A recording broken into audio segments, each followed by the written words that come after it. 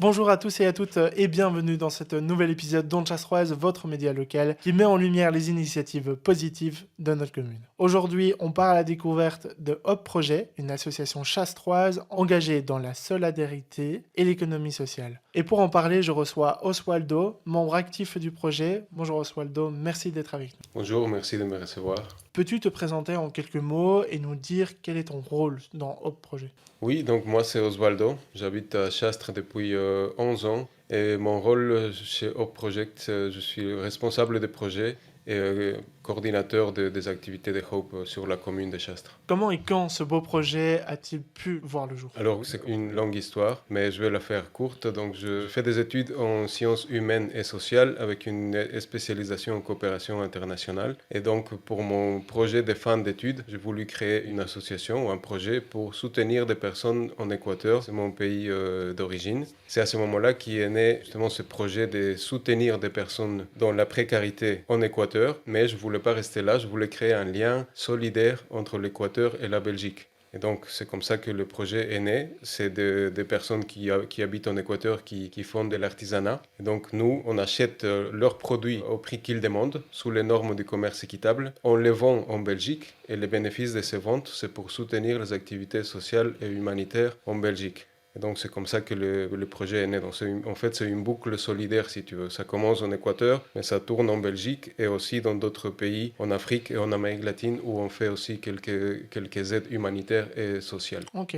Aujourd'hui, le projet a bien grandi, puisque ça fait quelques années. Ça fait combien de temps maintenant? Ça fait 7 ans, on est une ASBL depuis 2017. Donc ça fait 8 ans, pardon, on est en 2025. Et oui, il a grandi, on est très actif à la commune de Chastres. Et notre objectif principal, c'est la lutte contre l'isolement, l'exclusion sociale. Et on est partenaire de plusieurs associations sur Chastres. Et on est vraiment motivé pour continuer nos activités ici. Quelles sont vos activités principales? Parce qu'on parle souvent de ton atelier et de la boutique solidaire. Mhm. Qu'est-ce que tu peux nous en dire? Et donc, nos activités principales liées toujours à la lutte contre l'isolement et l'exclusion sociale, mais à travers aussi la créativité. Donc, des ateliers créatifs qui se passent ici à Chastres, dans notre siège social. Donc, c'est des ateliers où les personnes peuvent venir pour passer un moment convivial avec nous, utiliser des produits naturels et responsables, puisque c'est des produits issus du commerce équitable pour soutenir, comme j'ai dit tout à l'heure, les populations en Équateur et passer un bon moment avec nous. Donc ça, c'est l'activité créative, ça s'appelle l'atelier de l'espoir. Et aussi l'activité qui s'appelle Créons ensemble. Souvent, il y a une créatrice ou un créateur qui anime cet atelier. Et il y a entre 6 et 8 personnes à chaque fois pour faire des articles naturels avec les produits dont je parlais. Ça, c'est le côté créatif. Mais à part ça, on est actif dans l'accompagnement social pour les personnes en situation de détresse sociale, les primo-arrivants et les étrangers. Et ça, c'est le pôle social. Et à part ça, on a les activités plus conviviales comme les brunchs avec nous. Ça se passe une fois par mois sur la commune de Chastres. C'est une activité très animée, très appréciée par les habitants de la commune. On est souvent une vingtaine de personnes qui viennent partager un repas avec nous. Et donc, ce sont nos activités principales sur la commune de Chastres. Tu nous parles de plusieurs produits depuis tout à l'heure. Comment tu les choisis? Donc, le produit, c'est l'ivoire végétal. C'est le fruit d'un palmier qui pousse en Amérique latine, dans la plupart en Équateur.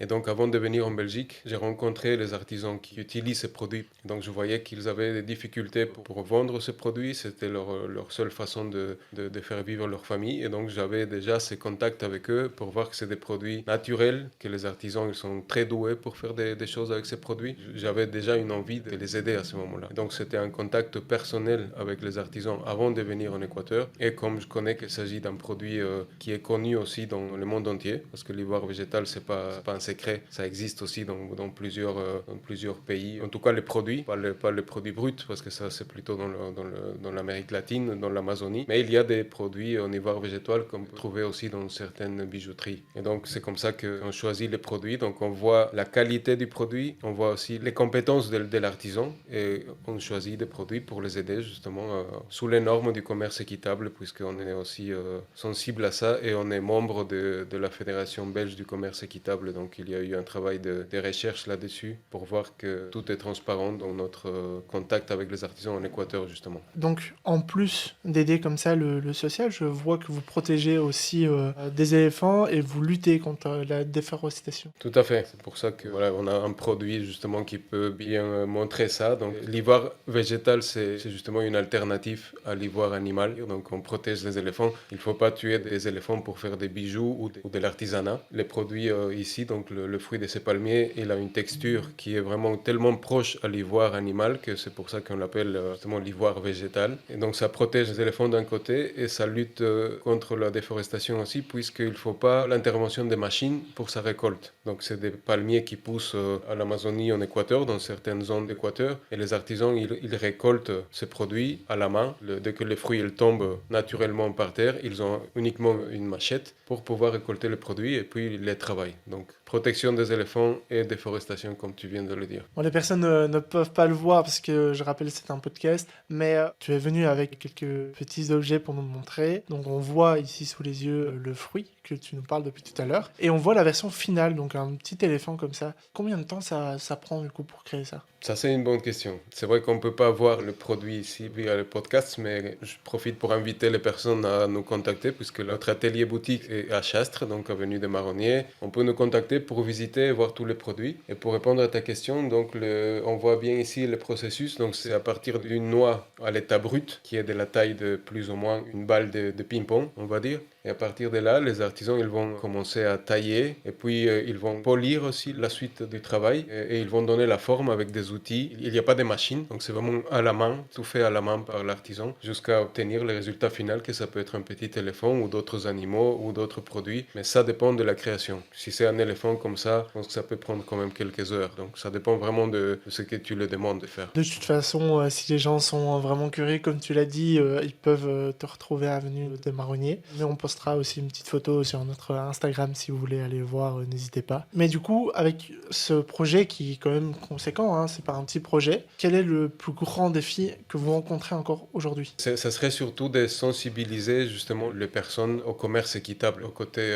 économie sociale justement, économie sociale et solidaire. Donc c'est de sensibiliser les personnes pour qu'ils puissent remplacer les achats de la consommation des masses, on va dire comme ça, pour des produits qui ont une histoire. Donc pour savoir d'où ça vient, qui l'a fait, comment il l'a fait et pourquoi ils ont fait ces produits. Donc du coup, pour nous, c'est pas vraiment un obstacle, mais c'est un défi, comme on a dit, de pouvoir sensibiliser plus de personnes à cette histoire. Parce qu'ici, c'est une boucle solidaire et quand tu achètes un produit chez nous, c'est vraiment pour soutenir cette boucle solidaire qui commence en Équateur, mais qui nous permet aussi d'aider beaucoup de personnes en Belgique et surtout dans notre commune de Chastres.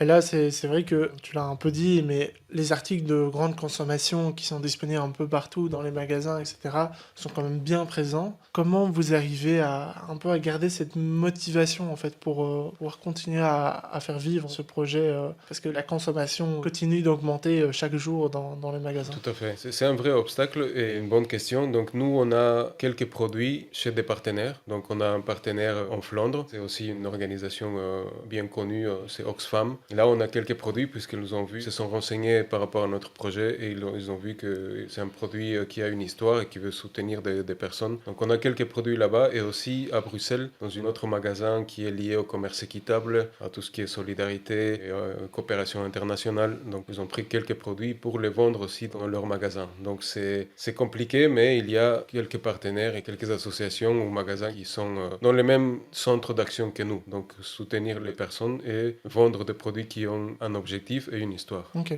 donc depuis tout à l'heure, enfin voilà, tu nous expliques quand même pas mal de choses. C'est très intéressant. Est-ce que tu aurais peut-être un exemple à nous partager d'un impact concret qui a déjà pu avoir, que ce soit ici dans la commune ou à l'Équateur? Oui, et surtout ici dans la commune de Chastres, mis à part l'aide en Équateur, mais c'est vrai que les personnes là-bas, ils peuvent aider leur famille pour vivre, que c'est déjà pas mal, c'est même beaucoup. Mais ici à Chastres, notamment avec nos ateliers de l'espoir qu'on organise régulièrement. Donc par exemple, c'est des personnes qui sont isolées justement dans une situation de précarité ou d'isolement qui n'est pas facile à vivre. Et donc les personnes, dès qu'ils viennent à nos ateliers, elles sont vraiment très discrètes, timides, et ils pensent qu'ils peuvent rien faire. Donc il y a des personnes qui nous ont dit, mais non, je serai jamais capables de faire ça. Une fois qu'elles sont devant les produits et devant les autres personnes qui sont là avec l'animatrice et qu'on les met en confiance, à la fin, ils se sont rendus compte qu'elles ont fait l'article qui était prévu et les gens partent vraiment très contents de ces ateliers. Donc c'est vraiment un impact clair à travers la créativité pour qu'une personne puisse devenir elle-même créateur ou créatrice, même si c'est pendant une après-midi, mais les personnes sont demandeuses. Donc on nous demande à chaque fois c'est quand le prochain atelier,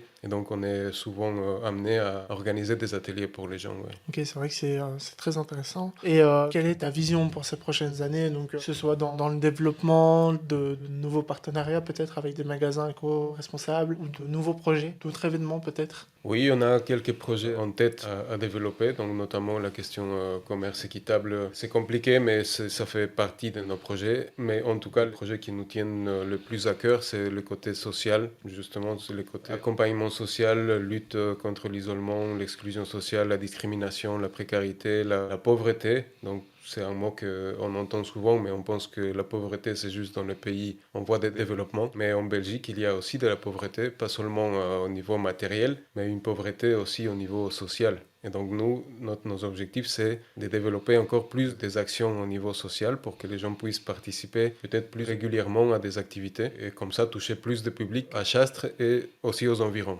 Et là, si tu pouvais demander une seule chose pour aider Hop Projet à grandir, ce serait quoi? Une seule chose, c'est de s'informer plus sur notre projet justement, parce Ok. que la communication, ça joue beaucoup. Et donc déjà, merci à vous pour cette opportunité, parce que c'est une façon de se faire connaître. Et donc si on peut nous aider, c'est en s'informant. Qu'est-ce qu'on fait, où on est, pourquoi, comment, exactement ce que tu viens de faire. Donc ça, c'est vraiment une façon et une réponse que je donnerai. Donc venez nous voir et parlez avec nous. Voilà, c'est tout simplement.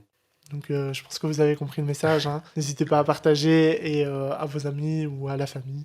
Je pense que c'est aussi quelque chose de très important. Mais en dehors de ça, quelqu'un qui pourrait malheureusement pas donner facilement, comme nous aujourd'hui, la parole à ce projet, comment le public pourrait s'impliquer? Très bonne question aussi, et on a travaillé là-dessus quand même pas mal. Donc, ces projets, c'est un projet pour les personnes. Donc, il n'y a pas une hiérarchie ici, on est tous bénévoles. Donc, j'ai expliqué que je suis le responsable du projet parce qu'il faut qu'il y ait un responsable du projet. Mais sinon, on est tous bénévoles, on n'est pas salariés chez Hope Project, on est tous bénévoles et on cherche des bénévoles. Donc, les impliquer justement pour animer un atelier, pour nous aider à servir des personnes quand on fait les brunchs à la commune, pour s'impliquer justement dans cette boucle solidaire. Donc on est ouvert, les portes sont ouvertes, c'est une façon de soutenir le projet justement. Bah, justement, si des personnes sont intéressées, où est-ce qu'on peut retrouver vos contacts? On a un site internet, une page Facebook, donc je conseille plutôt la page Facebook puisque c'est là qu'on met toutes nos activités avec des photos, avec des infos. Et sinon, on est ici à Chastre, près de la commune, donc avenue des Marronniers 12 à Chastre. On peut nous contacter aussi par téléphone ou par mail pour fixer un rendez-vous et on vous fait visiter notre atelier boutique. On explique les activités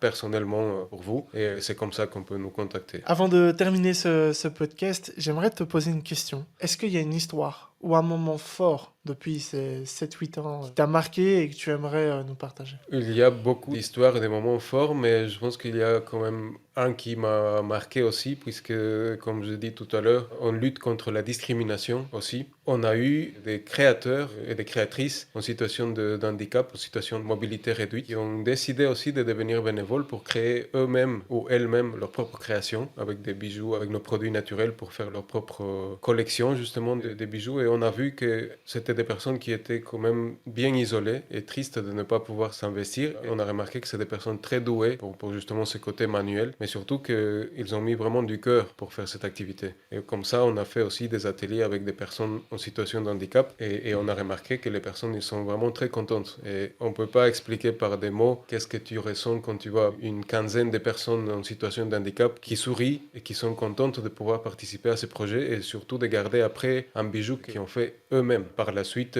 on a toujours des retours comme quoi ça a été vraiment un moment très fort pour les personnes qui ont participé et pour nous. Donc ça reste pour moi le côté d'être ouvert à tout le monde et c'est pas parce qu'on a un handicap qu'on doit être discriminé, c'est le contraire avec nous. Donc tout le monde peut être créateur, créatrice, bénévole, participer à Hope. Bah, c'est vrai que c'est génial. Et pour conclure du coup ce podcast, est-ce que tu aurais peut-être un dernier message à faire passer? Le message principal, c'est un message d'espoir. Sinon, on ne s'appellerait pas Hope. Comme on sait, c'est un mot en anglais, mais ça veut dire espoir, que cette association puisse trouver aussi plus de partenaires à Chastre ou ailleurs pour continuer dans notre boucle solidaire et qu'on soit de plus en plus nombreux à donner du bon moment à d'autres personnes, à servir les autres. Ça, c'est notre devise déjà, parce qu'on sait que la façon la plus facile de découvrir les talents de chacun, c'est dans les services. Donc voilà, ça serait mon message. C'est génial. Je te remercie beaucoup d'avoir accepté notre invitation. Merci aussi beaucoup pour cet échange. C'était un plaisir de découvrir Hop Projet et tout ce que en fait, vous faites pour la solidarité locale. On invite aussi nos auditeurs à aller découvrir votre site web ou alors passer directement chez vous à Chastre. Voilà, merci Nolan, merci à toute l'équipe de Onde Chastroise, aussi une super belle initiative et donc content d'avoir participé avec vous et longue vie à Onde Chastroise et à Hope. Super, merci beaucoup. Merci, à bientôt. À très bientôt. On se retrouve aussi bientôt pour d'autres podcasts ou vidéos. N'hésitez pas à aller nous découvrir. On a un site web ondechastroise.be ou alors sur notre page Facebook et Instagram Ondechastroise. À très bientôt, c'était Ondechastroise.